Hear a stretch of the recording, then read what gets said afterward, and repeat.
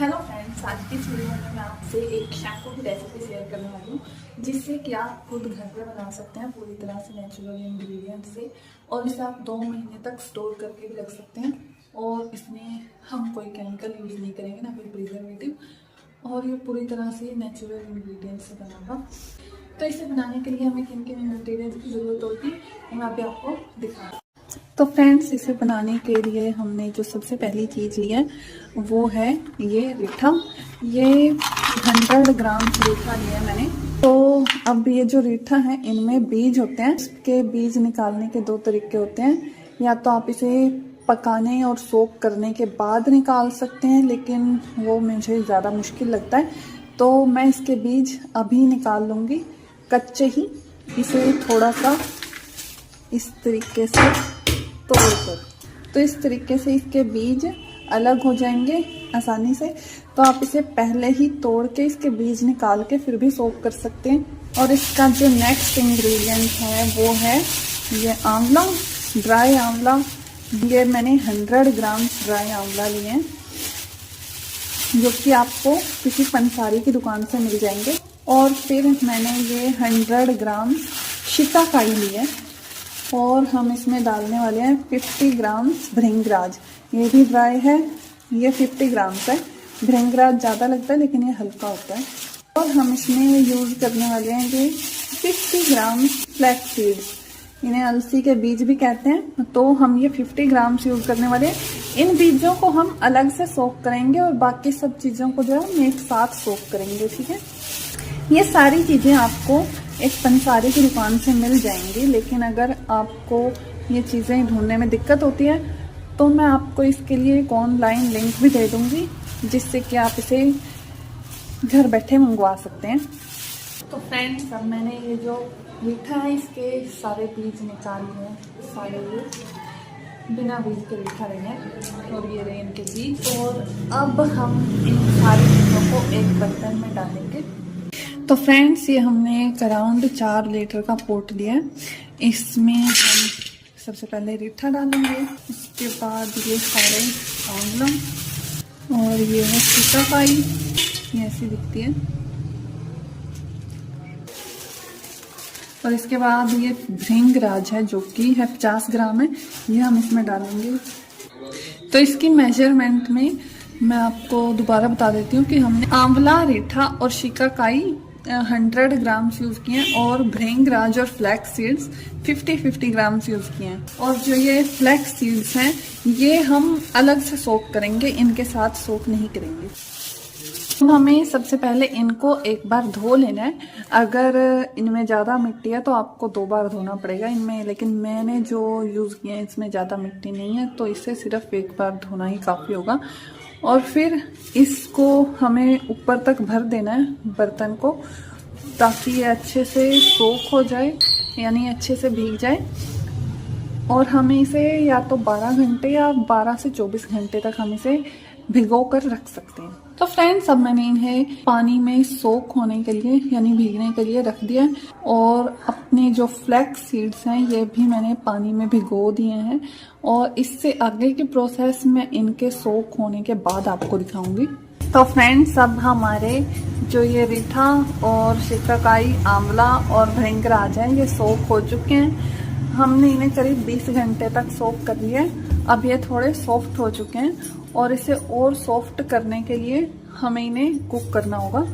और हमारे जो ये अलसी के बीज हैं यानी फ्लैक्स सीड, ये भी सोक हो चुके हैं और इनमें अब ये हल्की जेल बनने लगी है। और जब हम इसे पकाएंगे तो ये पूरी तरह जेल में बदल जाएंगे। हमें इन्हें अलग पकाना है। तो फ्रेंड्स, अब हमने अपने आंवला, रीठा और शिकाकाई को पकने रख दिया है। हमें इसे कम से कम 30 मिनट पकाना है, लेकिन इसे ज़्यादा भी पकाना पड़ सकता है अगर हमारे रीठा और आंवला सॉफ्ट नहीं होते हैं। यानी हमें इसे तब तक पकाना है जब तक हमारे रीठा और आंवला सॉफ्ट नहीं हो जाते। और मैंने अपनी फ्लैक्स सीड्स को भी कुक होने के लिए रख दिया है। तो इसे 15 to 20 मिनट से कुक करना है, इन्हें ज़्यादा पकाने की ज़रूरत नहीं है। इसमें भी आपको ध्यान रखना होगा कि इसका पानी सूख ना जाए। इसमें फ्लैक्स सीड से दुगना पानी होना चाहिए इसके कुक होने के बाद भी। फ्लैक्स सीड्स कुक होते हुए नीचे चिपक सकते हैं, इसलिए आपको बीच बीच में इसे स्टर करते रहना होगा ताकि ये नीचे बर्तन पर ना चिपके। तो फ्रेंड्स, अब मैंने अपने फ्लैक्स सीड्स को 15 मिनट्स के लिए कुक कर लिया है और 15 मिनट्स के बाद ये कुछ ऐसे लगते हैं और ये हमारा जो पानी है वो जेल में बदल चुका है। अब इन्हें हम ठंडा करके ग्राइंड करेंगे मिक्सी में, लेकिन हल्का सा ग्राइंड करेंगे, ज़्यादा नहीं।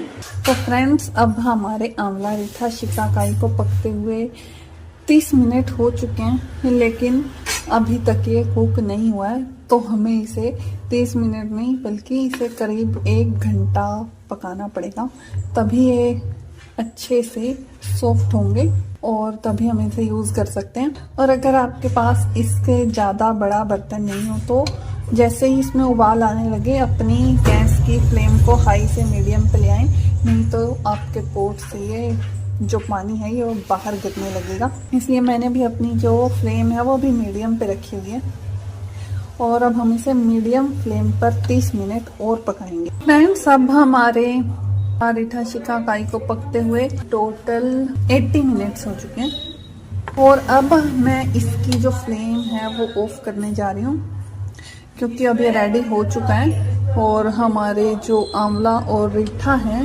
वो सॉफ्ट हो गए हैं। तो अब इसकी गैस हम बंद कर सकते हैं और इसका जो नेक्स्ट स्टेप है उसके लिए हमें इसके ठंडा होने का वेट करना होगा। तो मैं इसके ठंडा होने के बाद आपको फिर इसका नेक्स्ट स्टेप कहूँगी। तो फ्रेंड्स, अब हमारे शैम्पू की जो सारी सामग्री है वो पक चुकी है और अब वो ठंडी हो चुकी है। अब हमें जो करना है वो है उसे छानना है, वो भी अच्छे से। मैं अभी आपको छान के दिखाऊंगी क्योंकि इसे अगर आप लंबे टाइम तक स्टोर करके रखना चाहते हैं तो इसका सबसे इम्पोर्टेंट स्टेप है उसे अच्छे से छानना, क्योंकि इसका जो पल्प है वो इसे जल्दी ख़राब कर देता है। इसलिए अगर आप इसका पल्प निकाल लेंगे और इसका सिर्फ जूस एक शैम्पू के तौर पर यूज़ करेंगे तो वो लंबे टाइम तक स्टोर करके रखा जा सकता है।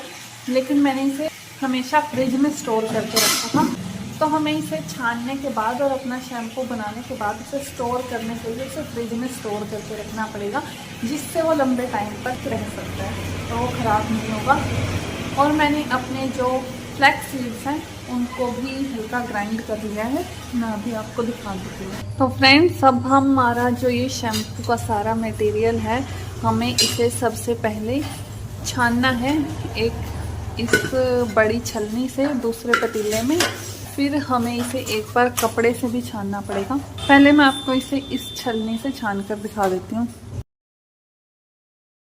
गाइस, अब हमारी ये जो अलसी की जेल है ये छन चुकी है। इसे कपड़े से या छलनी से किसी से भी छान सकते हैं, लेकिन कपड़े से ये जल्दी हो जाएगी और जो छलनी से है वो ज़्यादा टाइम लगेगा इसे छानने में। तो कपड़े से इसे छानना ज़्यादा आसान है, बस उसे निचोड़ना पड़ेगा।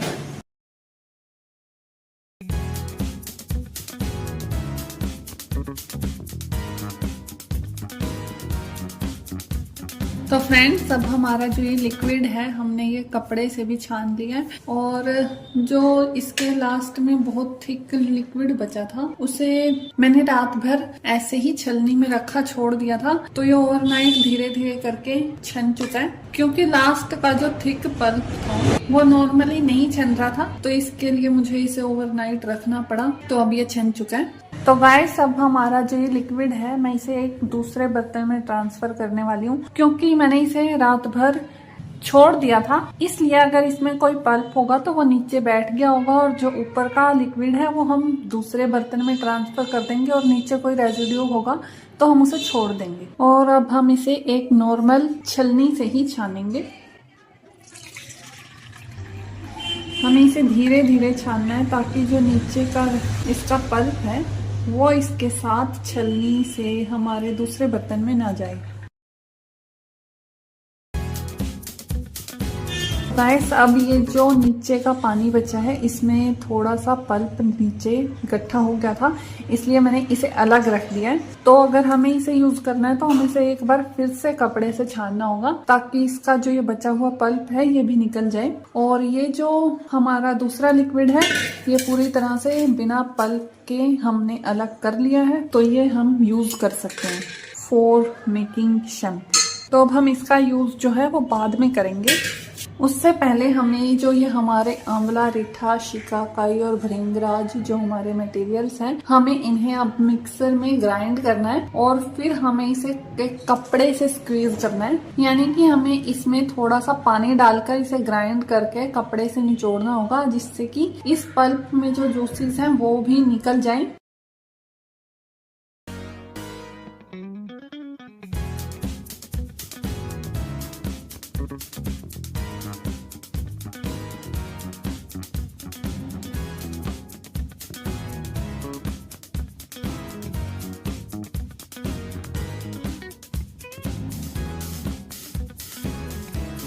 तो गाइस अब हमारे पूरा स्क्वीज करके उसका जूस निकाल लिया है और उसमें से इतना लिक्विड निकला है और ये उसका जो बचा हुआ पल्प है ये अलग हो गया है। और अब हमारा जो शैम्पू है वो लगभग तैयार हो चुका है। अब हमारा जो ज्यादातर हार्ड वर्क था, यानी जो मेहनत का काम था, वो ज्यादातर पूरा हो चुका है और अब सिर्फ मतलब आसान काम ही बाकी है, क्योंकि अब हमें सिर्फ जो सारे लिक्विड हमने क्रिएट किया उन्हें एक नॉर्मल छलनी से छानकर एक दूसरे में मिक्स कर देना है।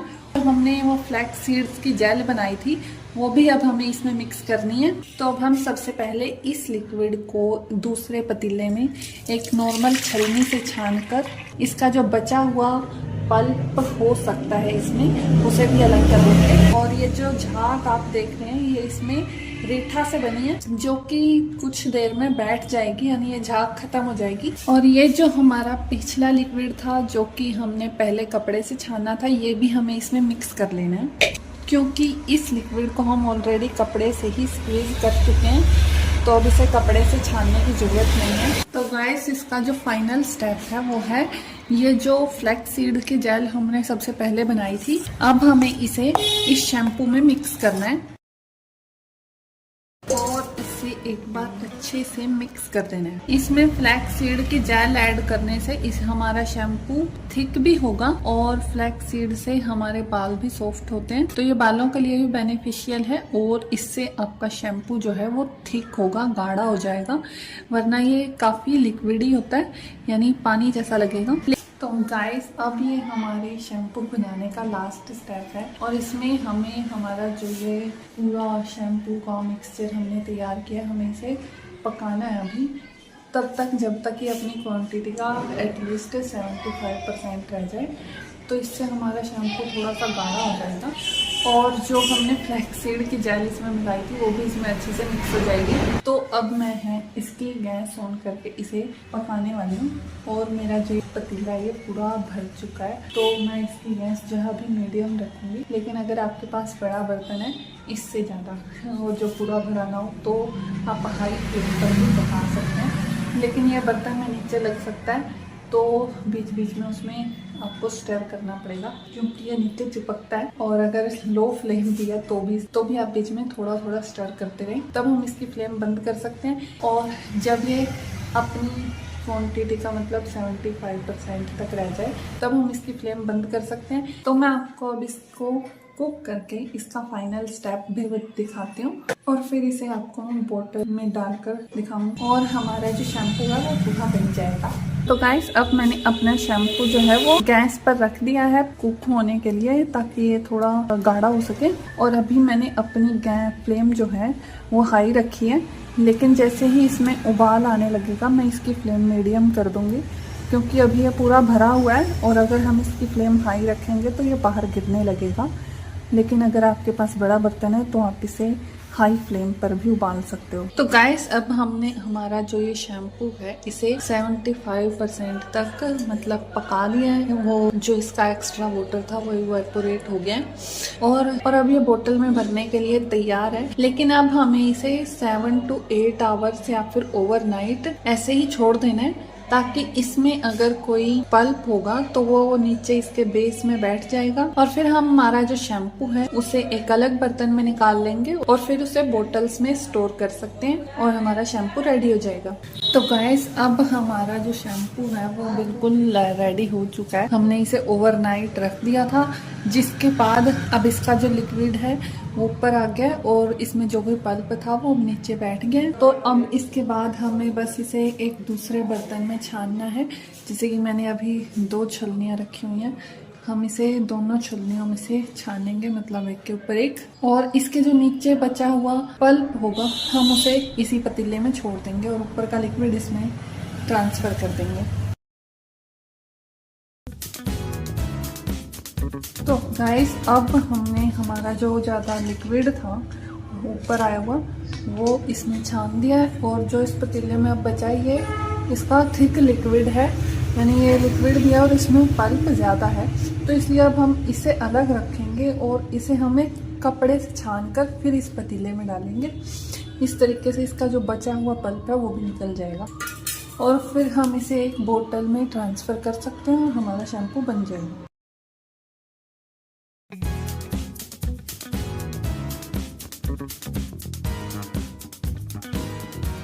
तो गाइस अब हमारा जो ये रेडी शैम्पू का लिक्विड है हम इसे बोतल में भर सकते हैं। ये तैयार हो चुका है, और जो हमारा पल्प वाला लिक्विड बचा था उसे हमें एक बार कपड़े से अच्छे से छान कर ही बोतल में भरना है, और उसे मैंने अभी छानने के लिए रख दिया है। उसमें थोड़ा टाइम लगेगा, तो इतने में इसे बोतल में भर रही हूँ। और ये मैंने एक 2 लीटर की प्लास्टिक बोतल ली है, इसे अच्छे से धो लिया है। हम इसे इसमें भरेंगे।